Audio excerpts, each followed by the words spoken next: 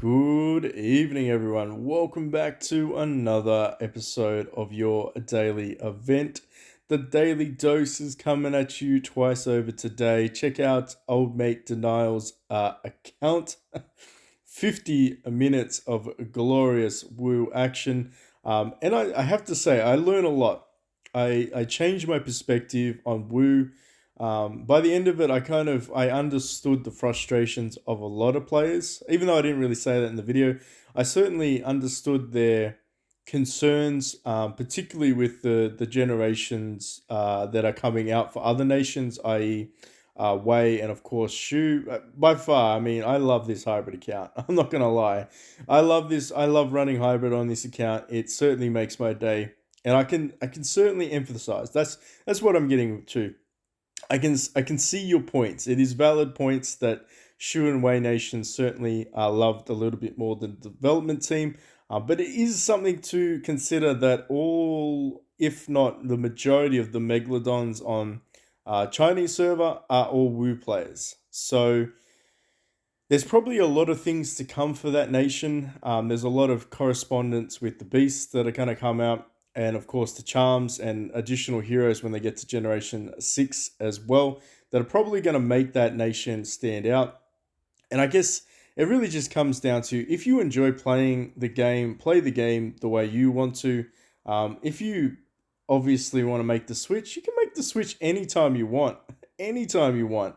Like, let's be honest, you can change. You can change your nations and test them out. Would I recommend it? Count the costs before you do it. PB is not wrong when he says if you F up here, it's going to be very, very hard for you to refix it. So if you want to do and swap and play around, you're going to have to start hoarding lots and lots of those sapphires and aquamarines. You really have to plan ahead. It's going to take you a month or two of events to be able to get enough currency to do so, and of course the base heroes for each prospective nation you want to swap to. But when you do it, I mean, look, the game still gives you options. That's what I'm trying to get at. Anyway, in terms of today's video, let's jump into it. We have transformation event. Old mate PB has decided to get 50 of them from gold. Yeah, he spent 15k. Do I regret it? Not at all. And of course, we managed to have a couple of leftover from the last event. So we already had 50 saved up for this event. Pretty stock standard. Unfortunately, there are still no percentages about the drop rates. I would factor in a paper charm at about 0.24%. Maybe a little bit higher, but I'd say it's around the same as a mythic drop rate. 2.4, 2.5. Don't ask me where I get that number from. I'm just going with it, all right? So you just go with it. We'll make it official. But essentially, you get the jackpot. Unfortunately, if you do get that, I do feel sorry for you. But obviously, you get the paper charm jackpot and the gold jackpot for 6, 6, 6, and 6. And after that, really, the whole event is, despite massive amounts of luck, because we all know luck is a factor in this game. But for the majority of the population, you're really just hoarding these paper charm shards. And of course, every 20 pulls, you get 12 of them. So essentially speaking, after 160 of these shards appear, you can then transfer them into one full charm. And of course, that isn't a terrible investment. So there you go. You can do your purchase there. 160 of these shards equals one paper charm. And that's pretty much it. So you really need 6 of those to keep moving forward. And the reason being is, as much as getting these ones might be exciting, the reality is, yeah, you probably just don't need them. You probably just don't need them, unless, of course, you're filling out the index. And then if you're going to fill out the index, you might as well just use this method, because I think it might be slightly cheaper. Or it might actually be the same price. Who knows? I haven't really factored that in. But realistically speaking, you're going to be going for the mythic generation of transformations. The big reason is you, of course, are going to get triple the abilities. And you're going to get, for this generation in particular, you're going to get wave formation. So essentially, increase all heroes' defense for wave formation. Wave formation effect is activated at the beginning of the battle. And of course, it's wave formation, Shu formation, Wu, and of course, Warlord formation. And of course, that means that it goes across all of your heroes and allows them to get some additional factors. Their damage is pretty much the same as a 1 star of their variation. So if you had a 1 star Xiaozhu or Shuju, I cannot pronounce these to save my life. But anyway, if you had a 1 star of this guy, it's basically the equivalent of your normal transformation. The way for the transformations to improve is exceptionally expensive. The only way at the moment to get the upgraded star level of your transformation is to buy the Mythic outfit, which is pretty amazing. I mean, to be completely honest with you, I feel like most players that get this probably wouldn't even run a transformation, just because it has such a universal, I guess, ability. So we can talk about that as well. So in your outfits calorie down here, go into index. At the moment, yeah, I keep saying at the moment this is the only way to get it. Okay, is to spend money. There are some other events that you can acquire it for free, essentially, but it's probably going to take you about a year to get, and that's not available at the moment. But this guy here, or this girl here, depending on who your protagonist is, essentially is, I mean, the damage bonus is pretty cool. Soul Burst is pretty cool too. You recover rage, and it just keeps going and going and going and going. It's basically you got a mythic freaking character, all right, but a pretty awesome one. You can read through this of your own time. Honestly, I doubt many players will actually have access to this, but as you can see, it does spread damage. It does a damage buff, which is pretty cool. Anyway, the reason why we came into here was to talk a little bit about the transformations themselves. So, from a mythic perspective, the only way for you to advance the star level of your actual transformation is to have all of those mythic outfits equipped. So, we know there's 3 in total. We know that from the Chinese server, and they are very, very expensive to acquire. But the same principle applies to your epics. So depending on how many epic outfits you have, depends on the star level and effect of your epic transformations. Legendaries, same boat. Again, you can get legendary outfits for free in this game. Currently, you can, and we'll show you a little bit about that in a second. But just be mindful that the power of these transformations is not going to be the same of like a 7 star, because a lot of new players probably aren't aware of that. So if you get one of these and you eventually build towards it and you equip it, and then you're like, oh, but PB, they suck. It's like, yeah, but you're comparing that to a 7 star mythic hero, so you're not gonna, just because your protagonist has 7 shiny stars doesn't mean this one actually has 7 shiny stars. It in fact is about the same as a base level or a 1 star mythic in terms of its abilities. So just keep that in mind. If you are thinking about like which one to get, you're really going to have to read between the lines. As a rule of thumb, transformations do not need to be the nation that you currently play. I would use transformations as a way to gain an advantage where your nation lacks. So we saw in Denial's Wu Nation that he went straight in and he went balls deep and he bought Liao Zhang. And I mean, eventually, just keep in mind too, you're going to upgrade these later on when the Generation 5s come out. You're certainly going to be using Gen 5 transformations. Or Gen 6 for that matter. So you are going to keep upgrading these, but for now, I would say War God Liao Zhang is best for Wu. Shu is a bit of a toss-up. A lot of Shu players go for Xiao Xiao. I'm a little bit, I'm on the fence about that just because the legendary hero isn't as good as, say, potentially a mythic. You could probably get away with going Xiaoji. I know for Warlord I went with Xiaoji. Arguably, you could go with Dominant Stash for the damage reduction and, of course, rage reduction this guy brings. It's entirely up to you. Generally speaking, I would steer clear of 99% of these transformations unless it was really a niche idea.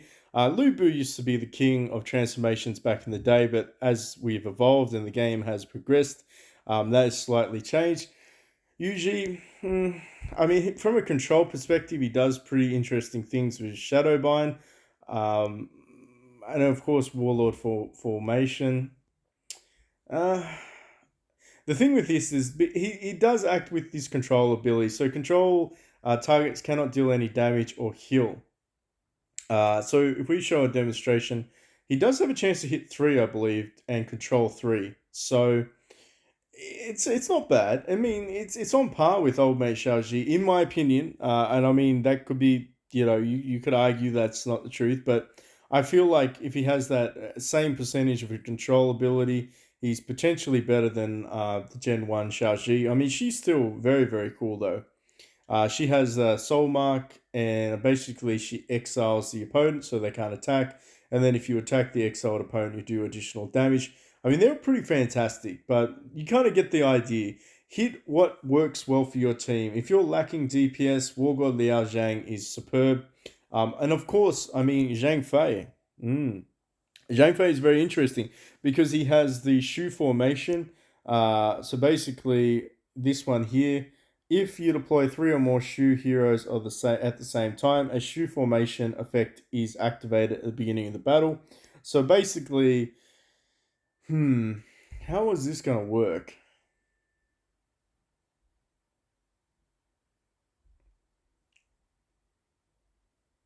That's going to be interesting. From a hybrid perspective, I don't know if I go with Zhang Fei because I'm not going to get Shu formation if I do that. I might have to go with somebody else. Anyway, just thinking about that from my own personal experience from obviously running a hybrid nation. But that's to get that. So you get short formation, and it's the same as all the other ones. So you need to run three or more of that perspective nation in order to get the bonus. But basically, this guy here, he has leech life damage bonus, which is pretty cool. He's a bit of a DPS. This guy's only for Wu players, so don't think about using him outside of that. And like I probably said, this guy, he's interesting. He's certainly got some control aspects that are pretty decent. But the main gist of it is if you are going to go and invest in six charms here, make sure you do your research. If you have any rule questions, hit us up in Discord in the link in the description box below. I might have to update our link in a second. But essentially, have a chat with the guys in the nations. They can really assist you because they're the ones that play it. At the end of the day, remember, they're the ones that play it every single day. I only play a select few. This is where you can get your legendary outfits, by the way. It's going to cost you 10 paper charms to do so. Of course, Dragon Air and Wolfhammer, they look pretty badass. And to be fair, I feel like if you're just looking for index score bonuses, this is something that you'll eventually get regardless. Outfits, we're going to do 100 spins and hopefully get enough to get Xiao Xiao's outfit. It has been a while since I've equipped any outfits on this account. Unfortunately, we do not have Gen 2 outfits here, which is it sucks. It sucks. I don't like it. I want my Gen 2. I want to freaking put outfits on them. But maybe next event they will appear. So if you're looking to save them, save up your paper charm shards for next event if you're looking to do so. And of course, last but not least, we do have the Stark Armor box. This one is the best box to buy. Don't buy the other one. It's trash. Just buy this one. It costs an extra 10 paper charm shards, but let's be honest, you can select the heroes that you are missing. And in fact, it's probably the only way to get 99% of the ones that you really want. Otherwise, you're at the mercy of Stark Armor. And some of those pools can be really, really bad. They can be really, really bad. Anyway, that's pretty much it in a nutshell. I'm thinking about it. I'm thinking I might not even buy it today. I might just do the pools and sit down and really nut out. I am thinking earnestly about getting this guy as my avatar. Mainly because I just want some additional DPS, and of course he does an accuracy buff, which is fantastic. We want accuracy, and we want additional all the other the buffs as well. But I'm thinking about it: Zhang Fei or Zhu Shu. Interesting. Let's shut up and do some pulls. Hopefully, we get lucky. If we do, it's great. If we don't, we get some more shards anyway. So either way, it's a win-win in my books. Holy, what in the world just happened? Do we just get a double pull? Well, how the tables have turned, game. How the tables have turned. All right, let's keep going. That was pretty cool. You don't see that every day, right? Um, but like I said, at the end of the day, we are trying to pursue some shards. We want some shards. We want to grab some outfits. I wouldn't recommend turning your paper charm shards into outfits, unless, of course, you're at that stage of the game where you can just meg out. But me personally, I think I might just keep these ones and just keep waiting for the Generation 5s and 6s that will eventually appear. And of course, ooh, so close. Alright, so we still have day tomorrow. We have tomorrow to get to 200, which is fine. I wouldn't mind being able to get to 200 just so we can get that Xiao outfit. If I can't get to 200, I'll just save it for the next event and, of course, grab the Generation 2 Mythic outfit for our friend Wargod Liao Zhang. I mean, either way, they're going to go to outfits. They're going to go to outfits. I'll leave this to you, though. You decide. Which one do you think is the best for Wei Nation? I'm leaning towards Zhang Fei, but I'm a little bit concerned because I will not get the shoe bonus. Currently running the hybrid, meaning we might not be able to get it. We can definitely 100% get the Wei bonus because technically the game says that we are Wei characters, which makes sense because we are. We've got 3 Wei heroes. So I am leaning towards that. It would definitely be a Generation 3. But I am open. I am open to suggestions. I could just say, screw it, we'll go with Zhang Fei instead. Let me know in the comment section down below. Hopefully that's helped some people guide them through the whole event itself. But just be mindful, it is a race like no other. You're going to be, as a free to play player, you are going to be pulling your hair out trying to compete. So take it take every opportunity as it comes. Sometimes you might get a charm shard. Sometimes you won't get a full charm. I should say you're always going to get charm shards, but you might not get them. Is it worth spending 15k gold on? No, not really. But I mean, if you're balling it and you've got 40k gold, you can take the risk. It's going to take you a very long time to save up. So in the meantime, be patient. If you do manage to get a full charm shard and you don't have anything else, don't be tempted to buy an epic. Do not buy the epics. They're absolute wastes. Don't do it. It's a trap. If you really want to get one, what I recommend is simply foregoing spending stuff in your wishing shop and start to accumulate some coins here.